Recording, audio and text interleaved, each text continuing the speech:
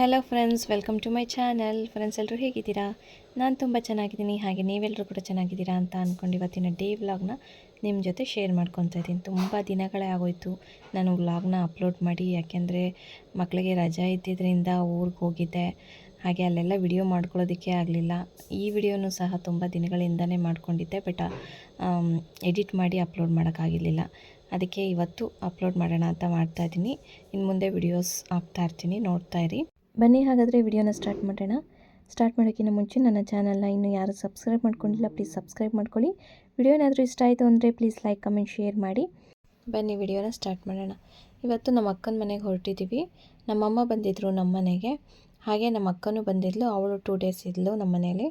ಇವಾಗ ನಮ್ಮ ಅಕ್ಕನ ಮನೆಗೆ ನಾನು ಹೋಗ್ತಾ ಇದ್ದೀನಿ.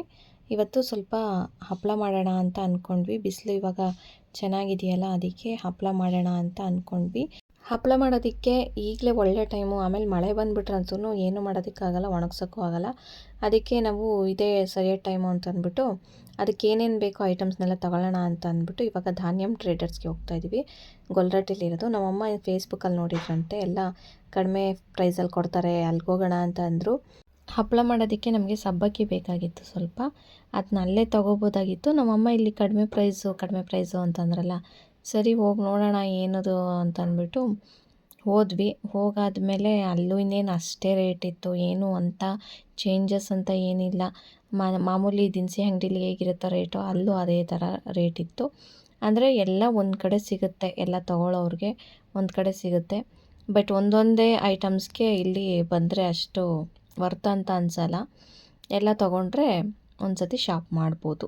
ಎಲ್ಲ ಇದೆ, ದಿನಸಿ ಐಟಮ್ಸ್ ಎಲ್ಲ ಇದೆ ಇಲ್ಲಿ. ನಾನು ನೋಡ್ತಾ ಇದ್ದೆ ಏನು ತೊಗೊಳ್ಳೋದು ಅಂತ ಅಂದ್ಬಿಟ್ಟು.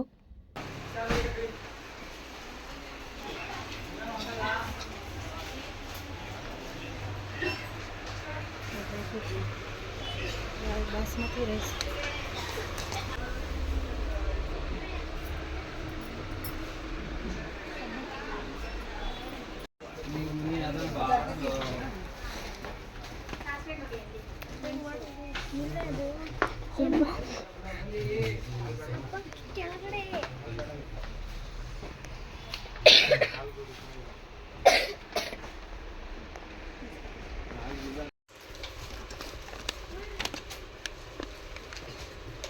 ಇಲ್ಲಿ ಪಾಯಸ ಮಿಕ್ಸ್ ಅಂದರೆ ಇದೆಲ್ಲ ಅದರಲ್ಲೇ ಇರುತ್ತಾ?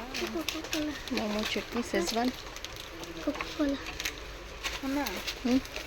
ಇದು ದ್ರಾಕ್ಷಿ ಗೋಡಂಬಿ ಎಲ್ಲ ಇದರಲ್ಲೇ ಇರುತ್ತೆ ಅಂದರೆ ಕೊಕೊಕೋಲಾ. ಅವೆಲ್ಲ ಕುಡಿಬಾರ್ದಪ್ಪ. ಇದು ಇವಾಗೆಲ್ಲ ಐಟಮ್ಸ್ ಬಂದಿತ್ತು, ಜೋಡಿಸ್ತಾ ಇದ್ರು. ಕೆಲವೊಂದು ಐಟಮ್ಸ್ ಅಂತೂ ನಾನು ನೋಡೇ ಇಲ್ಲ, ಹೊಸ ಪ್ರಾಡಕ್ಟ್ ಬರ್ತಾ ಇರ್ತಲ್ಲ ಮಾರ್ಕೆಟ್ಗೆ. ಹಾಗಾಗಿ ಏನೇನಿದೆ ಅಂತ ನೋಡ್ತಾ ಇದ್ದೆ. ಇದು ಡ್ರೈ ಕೋಕೋನಟ್ ಪೌಡ್ರ್ ಆಗಿರ್ಬೋದು, ಮತ್ತು ಆಯಿಲ್ಗಳು ಅಷ್ಟೇ, ತುಂಬ ಆಯಿಲ್ಸ್ ಎಲ್ಲ ಇತ್ತು. ಹಪ್ಪಳಗಳಂತೂ ವೆರೈಟಿ ಹಪ್ಪಳಗಳೆಲ್ಲ ಇತ್ತು. ಟೊಮೊಟೊ ಹಪ್ಪಳ ಮತ್ತು ಹಾಗಲಕಾಯಿ ಹಪ್ಪಳ, ಈ ಥರದ್ದೆಲ್ಲ ಇತ್ತು. ಮತ್ತು ನೆಕ್ಸ್ಟು ಇದೇನು ಅಂತ ನೋಡಿದೆ, ಇದೇನಿದು ಈ ಥರ ಇದೆ ಶಾವಿಗೆ ಅಂತ ಅಂದ್ಬಿಟ್ಟು. ಇದು ಅಕ್ಕಿ ಶಾವಿಗೆ ಅಂತೆ. ಇದು ಯಾವ ಥರ ಮಾಡೋದು ಅಂತ ನಂಗೆ ಗೊತ್ತಿಲ್ದಿರೋ ಪ್ರಾಡಕ್ಟ್ಸ್ನೆಲ್ಲ ತೊಗೊಂಡೋಗಿದ್ದೀನಿ. ಎಷ್ಟೋ ಸತಿ ತೊಗೊಂಡೋಗ್ಬಿಟ್ಟು ವೇಸ್ಟ್ ಮಾಡಿದ್ದೀನಿ. ಅದಕ್ಕೆ ಯಾರನ್ನಾದ್ರೂ ಗೊತ್ತಿರೋರು, ಯೂಸ್ ಮಾಡಿರೋರನ್ನ ಕೇಳಿಕೊಂಡು ತೊಗೋತೀನಿ ಏನಾದ್ರು ತೊಗೋಬೇಕಾದ್ರೆ. ಅದಕ್ಕೆ ನೋಡಿ ಮಾಡಿ ತೊಗೋತಾ ಇದ್ದೆ. ಮತ್ತು ಇವಾಗ ನೆಕ್ಸ್ಟು ನಮ್ಮ ಅಕ್ಕ ಏನೇನು ಬೇಕೋ ಅದನ್ನ ತೊಗೊತಾ ಇದ್ದಾಳೆ. ನಮ್ಮ ಅಮ್ಮನೂ ಅಷ್ಟೇ ಏನೇನು ಅಂತ ನೋಡ್ತಾ ಇದ್ರು, ಒಬ್ಬೊಬ್ಬರು ಒಂದೊಂದು ಕಡೆ. ಮತ್ತು ಇದು ಗುಲ್ಕನ್ ಅಂತ ನೋಡಿದೆ, ಆದರೆ ಅದು ಗುಲ್ಕನ್ ಅಲ್ಲ, ಕರ್ಪೂರ ಆಗಿತ್ತು. ಮತ್ತು ನೆಕ್ಸ್ಟು ಹುಡುಗರಂತೂ ಈ ಸೆಕ್ಷನ್ನಿಗೆ ಬರ್ತಾ ಇರಲಿಲ್ಲ. ಅವರು ಬರೀ ಜ್ಯೂಸು ಮತ್ತು ತಿಂಡಿಗಳೆಲ್ಲ ಇತ್ತಲ್ಲ, ಅಲ್ಲಿ ಹೋಗಿ ನೋಡ್ತಾಯಿದ್ರು. ಮತ್ತು ನಮ್ಮ ರಿಷಿ ಬಂದುಬಿಟ್ಟು ರೆಡ್ ಬುಲ್ ಜ್ಯೂಸ್ ತಂದುಬಿಟ್ಟು ತಗೋತೀನಿ ಅಂತ ಅಂತಿದ್ಲು. ಅದಕ್ಕೆ ನಮ್ಮ ಅಕ್ಕ ಬೈದ್ಲು.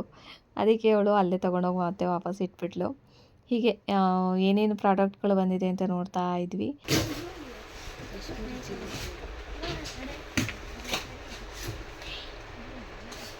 ₹100. ರೆಡ್ ಬುಲ್ 125 ರೂಪಾಯಿ ಅಂತೆ.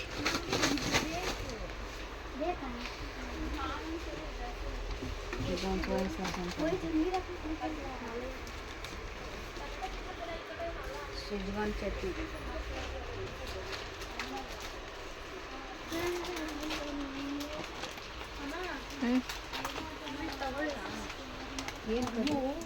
ಏನಿದು? ಚಿಲ್ಲಿ ಪೌಡ್ರು, ಬರೀ ಚಿಲ್ಲಿ 36. ಹೇಗೆ ಚೆನ್ನಾಗಿರೋದು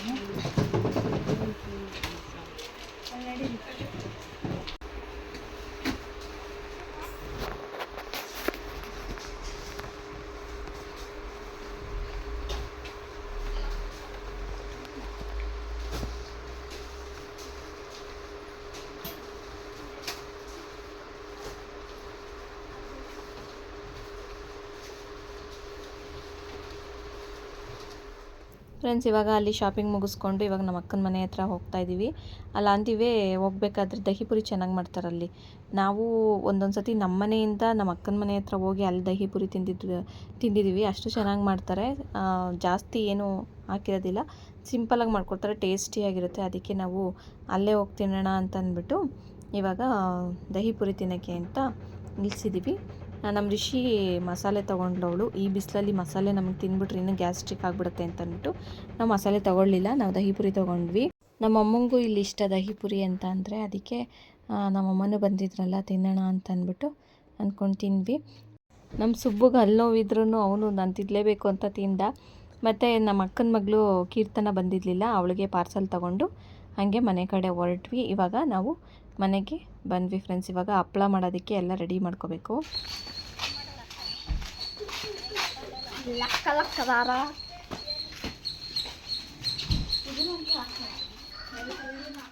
ಈಗ ಹಪ್ಳಕ್ಕೆ ಏನೇನು ಹಾಕಬೇಕು ಅಂತ ತೋರಿಸ್ತೀನಿ. ಯಾರಾದರೂ ಮಾಡೋರಿದ್ದರೆ ನೋಡ್ಕೊಂಡು ಮಾಡ್ಕೊಳ್ಳಿ.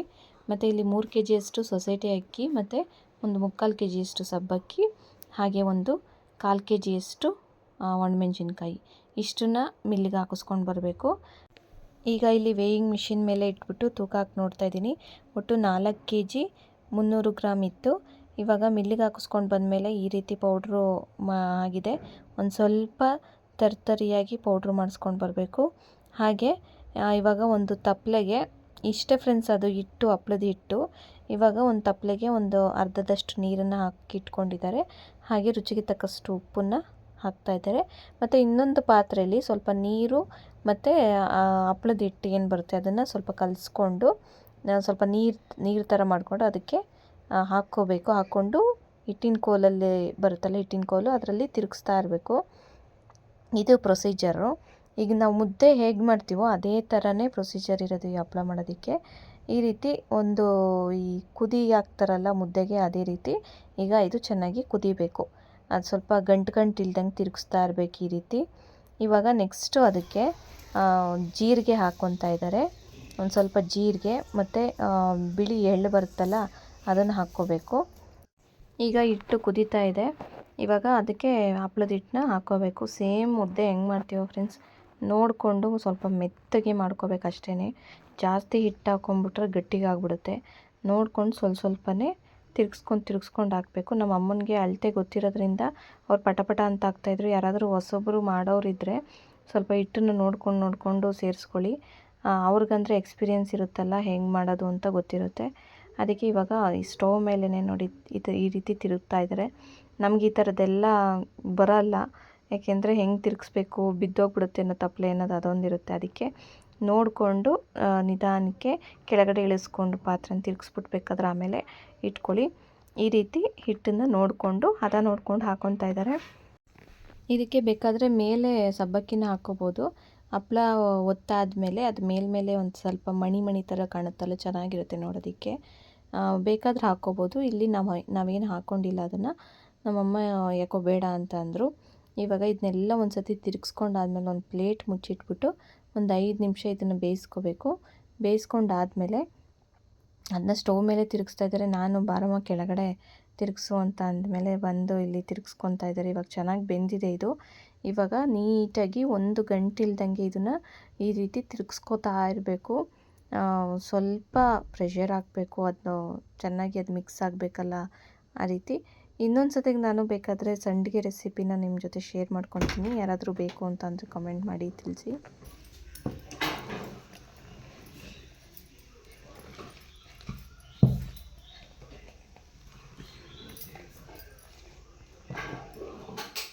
ಚೆನ್ನಾಗಿ ಗಂಟಿಲ್ದಂಗೆ ತಿರುಗಿಸ್ಕೊಂಡಾದಮೇಲೆ ಒಂದು ಮಣೆ ಮೇಲೆ ಒಂದೊಂದು ಮುದ್ದೆ ಸೈಜಲ್ಲಿ ಅದನ್ನು ಕಟ್ಕೋಬೇಕು. ಚೆನ್ನಾಗಿ ನಾದ್ಬಿಟ್ಟು ನೀಟಾಗಿ ಅದನ್ನ ಕಟ್ಕೋಬೇಕು. ಏನು ಅಷ್ಟೇನು ಗಂಟು ಬರೋದಿಲ್ಲ, ನೀಟಾಗೆ ಬರುತ್ತೆ ಸಾಫ್ಟಾಗಿ. ಸ್ವಲ್ಪ ಮಿತವಾಗಿರ್ಬೇಕು ಅಷ್ಟೇ. ಜಾಸ್ತಿ ಗಟ್ಟಿ ಆಯಿತು ಅಂತಂದರೆ ಗಂಟಾಗ್ಬಿಡುತ್ತೆ, ಆಮೇಲೆ ತಿರುಗ್ಸೋಕ್ಕೆ ನಮಗೂ ಕಷ್ಟ ಆಗ್ಬಿಡುತ್ತೆ. ಅದಕ್ಕೆ ಸ್ವಲ್ಪ ತೆಳ್ಳಗೆ ಸಾಫ್ಟಾಗೆ ಇರಬೇಕಾದ್ರೇ ಇಳಿಸ್ಕೊಂಬಿಟ್ಟು ತಿರುಗಿಸ್ಬಿಡ್ಬೇಕು. ಈಗ ಈ ಥರ ಮುದ್ದೆ ಮಾಡಿಬಿಟ್ಟು ಹಾಕ್ತಾಯಿದ್ದಾರೆ. ಮುಚ್ಚಿಟ್ಬಿಡ್ಬೇಕು. ಆಮೇಲೆ ಅದು ಬಿಸಿ ಇರುತ್ತಲ್ಲ, ಬಿಸಿ ಇದ್ದಾಗಲೇ ಹಪ್ಪಳನ ಒತ್ತಿ ಹಾಕ್ಬಿಡ್ಬೋದು ಬೇಗ ಬೇಗ ಅಂತ ಅಂದ್ಬಿಟ್ಟು. ಅದಕ್ಕೆ ನಮ್ಮಮ್ಮ ಇಲ್ಲಿ ಒಂದೊಂದು ಮುದ್ದೆ ಮಾಡಿಬಿಟ್ಟು ಹಂಗೆ ಇಟ್ಬಿಟ್ಟು ಪ್ಲೇಟ್ನ ಮುಚ್ಚಿಟ್ಬಿಡ್ತಾ ಇದ್ದಾರೆ. ನಾನು ನಮ್ಮ ಅಮ್ಮನಿಗೆ ಹೆಲ್ಪ್ ಮಾಡ್ತಾಯಿದ್ದೆ. ನಮ್ಮ ಅಕ್ಕ ಅಡುಗೆ ಮಾಡ್ಕೊತಾ ಇದ್ಲವಳು. ಬೇಗ ಬಂದು ನಾವು ಅಲ್ಲಿಂದ ಬೇಗ ಬೇಗ ಮಾಡಿಬಿಡೋಣ ಅಂತ ಅಂದ್ಬಿಟ್ಟು ಮಾಡ್ಕೊತಾ ಇದ್ವಿ. ಈಗ ನೋಡಿ ಒಂದೊಂದು ಮುದ್ದೆ ಮಾಡಿಬಿಟ್ಟು ಈ ರೀತಿ 2 ತಪ್ಪಲೆಯಲ್ಲಿ ಹಾಕ್ಬಿಟ್ಟು ಇಡ್ತಾಯಿದ್ದಾರೆ ಮುಚ್ಚಿಬಿಟ್ಟು. ಏಕೆಂದರೆ ಅದು ಬಿಸಿ ಇರಬೇಕು ಅಂತ ಅಂದ್ಬಿಟ್ಟು. ಇನ್ನು ನಾವು ಅದನ್ನೆಲ್ಲ ಮಾಡಿಕೊಂಡು ಹೊತ್ತೋಷ್ಟೊತ್ತಿಗೆ ತಣ್ಣಗಾಗ್ಬಿಡುತ್ತೆ ಅಂತ ಅದನ್ನು ಎಲ್ಲ ಇದು ಮಾಡಿಡ್ತಾಯಿದ್ರು ಮುಚ್ಚಿಬಿಟ್ಟು. ಹಿಟ್ಟೇನೋ ರೆಡಿ ಮಾಡಿಬಿಟ್ಟು ಬಂದ್ವಿ. ಇವಾಗ ಸೀರೆ ಹುಡುಕಬೇಕು ಅಂತ ಅಂದ್ಬಿಟ್ಟು ಇಲ್ಲಿ ರೂಮಿಗೆ ಬಂದ್ವಿ. ನಮ್ಮ ಅಕ್ಕನ ಹತ್ರ ಸ್ವಲ್ಪ ಯಾವುದು ಸಿಂಪಲ್ ಸೀರೆಗಳು ಯಾವುದೂ ಇರಲಿಲ್ಲ, ಎಲ್ಲ ಸ್ವಲ್ಪ ವರ್ಕ್ ಇದ್ದವಿತ್ತು. ಅದಕ್ಕೆ ಸಿಂಪಲ್ ಸೀರೆಗಳು ನೋಡು ಅಂತ ಹೇಳ್ತಾಯಿತ್ತು. ಹಪ್ಪಳ ಒತ್ತಕ್ಕೆ ಸೀರೆಗೆ ಹುಡ್ಕೋಕ್ಕೆ ಎಲ್ಲ ತೆಗ್ದಾಕಿದ್ದೀವಿ ಫ್ರೆಂಡ್ಸ್. ಇವಾಗ ಯಾವ ಸೀರೆನೂ ಸಿಂಪಲ್ ಆಗಿರೋ ಯಾವ ಸಿಗ್ತಾ ಇಲ್ಲ. ಈಗ ಅದರಲ್ಲಿ ಹುಡುಕಿ ನೋಡಿ ತೊಗೋಬೇಕು. ಈಗ ಇಲ್ಲಿ ರಿಷಿಕಾ ಮತ್ತು ವೇದಿಕನಿಗೆ ಕೊತ್ತಂಬರಿ ಸೊಪ್ಪು ಮತ್ತು ಪುದೀನ ಸೊಪ್ಪನ್ನ ಬಿಡಿಸೋದಕ್ಕೆ ಅಂತ ಕೊಟ್ಟಿದ್ವಿ. ಅವ್ರು ಬೇಜಾರು ನನಗೇನಾದರೂ ಕೆಲಸ ಕೊಡ್ರಿ ಅಂತ ಹೇಳ್ತಾಯಿದ್ರು. ಅದಕ್ಕೆ ಅವರು ಇವಾಗ ಸೊಪ್ಪನ್ನ ಬಿಡಿಸ್ಕೊತಾ ಇದ್ದಾರೆ. ಇಲ್ಲಿ ನಮ್ಮ ಸುಬ್ಬು ವಿಡಿಯೋಗ್ರಾಫರ್ ಆಗಿಬಿಟ್ಟಿದ್ದಾನೆ. ಅದಕ್ಕೆ ಅವ್ನು ವಿಡಿಯೋ ಮಾಡ್ಕೊತಾ ಇದ್ದ. ಮತ್ತು ಇವಾಗ ಹಪ್ಪಳ ಒತ್ತೋದಕ್ಕೆ ಅಂತ ಚಾಪೆ ಎಲ್ಲ ಹಾಸ್ಕೊಂಡು ರೆಡಿ ಮಾಡ್ಕೊತಾ ಇದ್ದೀವಿ.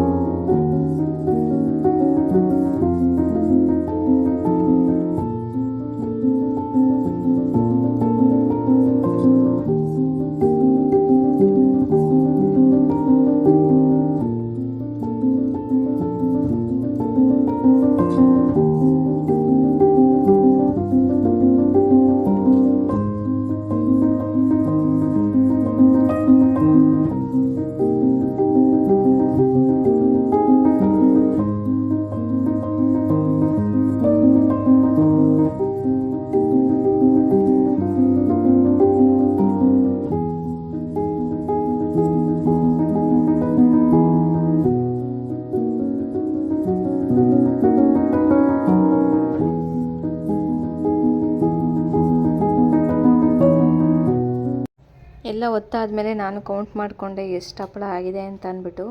ಒಂದು 200-300 ಹಪ್ಪಳ ಆಗಿತ್ತು. ಅದನ್ನು ಒತ್ತಿ ಮಾಡೋಷ್ಟೊತ್ತಿಗೆ ಒಂದು 2 ಅವರ್ಸ್ ಏನೋ ಬೇಕಾಯಿತು. ಹುಡುಗರು ಹೆಲ್ಪ್ ಮಾಡಿದ್ರು. ನಾನು ಫಸ್ಟು ಒತ್ತೋದಕ್ಕೆ ಅಂತ ಕೂತ್ಕೊಂಡೆ. ಆಮೇಲೆ ಆಗಲಿಲ್ಲ, ಸರಿ ನಮ್ಮ ಅಮ್ಮನೇ ಒತ್ತಲಿ, ನಾನು ಉಂಡೆ ಹಾಕ್ಕೊಡ್ತೀನಿ ಅಂತ ಹಾಕ್ಕೊಟ್ಟೆ. ಇದೆಲ್ಲ ಆದಮೇಲೆ ನಾನು ತಲೆಗೆ ಸ್ನಾನ ಮಾಡ್ಕೊಂಡು ಬಂದೆ. ಅಷ್ಟೊತ್ತಿಗೆ ನಮ್ಮ ಅಕ್ಕ ಅಡುಗೆ ಎಲ್ಲ ಮಾಡಿದ್ಲು. ಅವಳು ಬಿರಿಯಾನಿ ಮಾಡಿದ್ಲು ಮತ್ತು ಮೊಟ್ಟೆ ಕೋಳಿ ಸಾರು ಮತ್ತು ಮುದ್ದೆ ಮಾಡಿದ್ಲು. ಹೊಟ್ಟೆ ಹಸಿವಾಗೋಗ್ಬಿಟ್ಟಿತ್ತು. ನಾವು ತುಂಬ ಹೊತ್ತಾಗೋಯ್ತು ಹಪ್ಪಳ ಒತ್ತಕ್ಕೆ ಕೂತ್ಕೊಂಡು. ಅದಕ್ಕೆ ಬಿಸಿ ಬಿಸಿಯಾಗಿ ಅಡುಗೆ ಮಾಡಿಬಿಟ್ಟಿದ್ಲೆಲ್ಲ ಬೇಗ ಬೇಗ ಹಾಕ್ಕೊಂಡು ಊಟ ಮಾಡೋಣ ಅಂತ ಮಾಡ್ತಾಯಿದ್ದೀವಿ.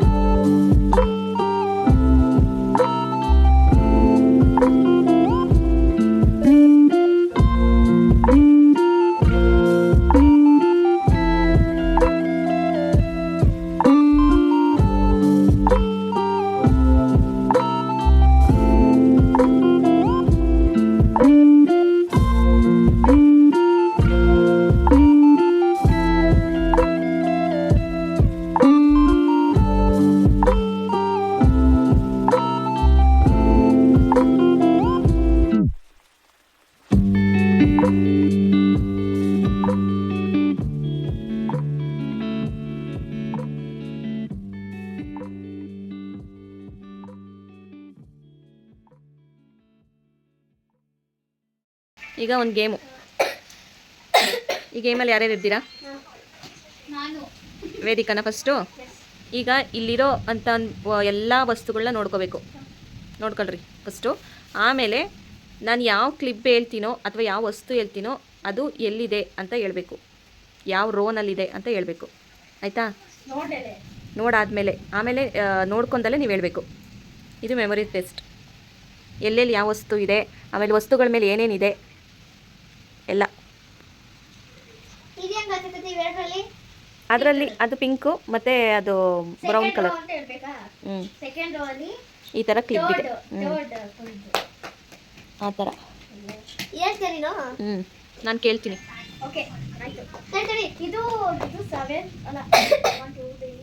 ನೀಟಾಗಿ ನೋಡ್ಕೊಳ್ರಿ ಎಲ್ಲ. ಒಂದು 5 ಮಿನಿಟ್ಸ್ ಕೊಡ್ತೀನಿ ಟೈಮ್. ಬರೀ ರೋ ಕೇಳಲ್ಲ ನಾನು, ಎಲ್ಲ ಕೇಳ್ತೀನಿ. ಏನು ನನಗೇನು ಅನ್ಸುತ್ತೋ ಅದನ್ನು ಕೇಳ್ತೀನಿ. ಆ ವಸ್ತುಗಳ ಮೇಲೆ ಒಟ್ಟು ನಾನು ಕೇಳೋದು. ಇಲ್ಲ ಅದೆಲ್ಲ ಇಲ್ಲ. ಹಿಂದೆ ತಿರುಗಿ. ಮೊದಲಿಗೆ ವೇದಿಕನ್ಗೆ ಚಿಕ್ಕ ಚಿಕ್ಕ ಕ್ಲಿಪ್ಸ್ ಇದೆಯಲ್ಲ ಅದೆಷ್ಟಿದೆ? ಇನ್ನೇನು ನೋಡಮ್ಮ. ನಾನು ಯಾವ ರೋನಲ್ಲ ಏನಾದರೂ ಕೇಳ್ತೀನಿ ಅಂತ ಹೇಳಿದ್ ನಾನು. ತಿರುಗ್ರಿ. ನೀನೇ ಕೇಳಿಸ್ತಾ ಇದ್ಯಾ ಸುಬ್ಬು? ಮೋಸ ಮಾಡ್ಬಾರ್ದು. ಸಣ್ಣ ಸಣ್ಣ ಕ್ಲಿಪ್ಸು ಎಷ್ಟಿದೆ ಅಂತ ಹೇಳ್ಬೇಕು. ಎಲ್ಲೋ ಪ್ರೂಫ್ ಒಬ್ಬರನ್ನೇ ಇದು ಮಾಡೋದು. ಆಮೇಲೆ ಹೇಳ್ತೀನಿ. ನೆಕ್ಸ್ಟು ಸುಬ್ಬುಗೆ ಹೇರ್ ಬಾಯ್ ಇದೆಯಲ್ಲ ಅದರಲ್ಲಿ ಏನೋ ಲೆಟರ್ ಬರೆದಿದೆ. ಏನದು?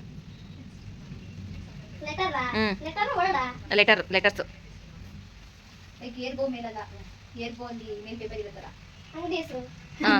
ಯಾವುದೋ ಒಂದು ಹೆಸರು. ಪಾಸಾ? ಪಾಸಾ? ಈ ಆಟದಲ್ಲಿ ವಿನ್ ಆಗಿರೋದು ವೇದಿಕಾ.